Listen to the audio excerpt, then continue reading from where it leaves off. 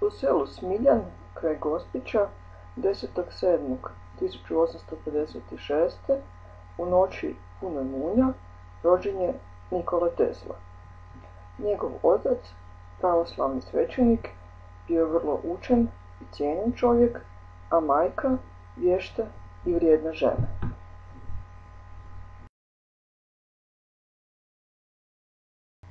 Teslina rodna kuća pretvorena je 2006. godine u memorijalni centar.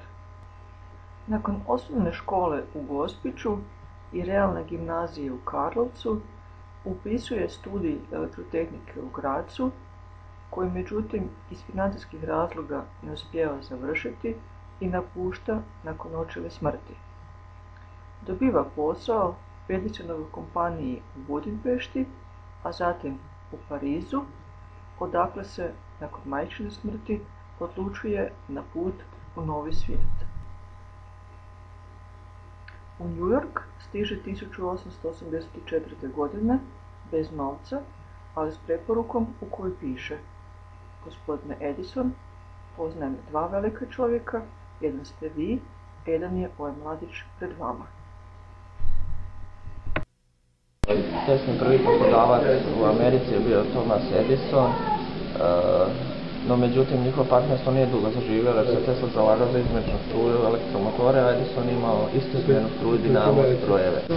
Ovdje znači možemo vidjeti prednosti izmjenične, odnosno Tesline nad istosmjernom, odnosno Edisonovom strujom. Kako bi osvijetli Manhattan kad bi koristili istosmjernu, odnosno Edisonovu struju od jedne elektrane, a kako sa Teslinom izmjeničnu od jedne elektrane.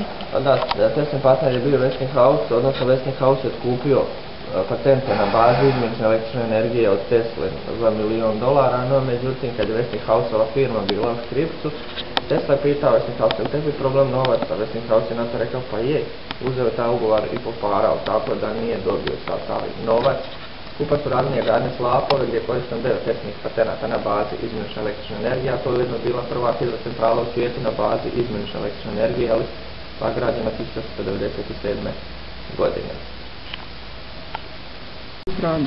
Ovdje imamo okretno magnetsko polje, to znači Kolumbovo jaje. Mi smo sad uključili izmjeničnu električnu energiju koja prolazi kroz zavojnicu, a zavojnica stvara okretno magnetsko polje i to polje pokreće jaje načinjeno od vatra. To nam je ujedno princip rada jednog indukcionog elektromotora, odnosno što je ovdje jaje u indukcionom motoru je rotor.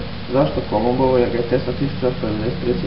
put javno pokazao na izložbi posvećenoj Kolumbu, odnosno otkriću Amerike. Ovdje možete vidjeti broj patenta Teslinog transformatora i kad je patentirao, načinjeno je ono simbol zavojnice, bijela golubica, sve jer je Tesla imao izumio i neonsku rasvjetu, 1893. je pokazao na Kolumbovoj izložbi u Chicagu.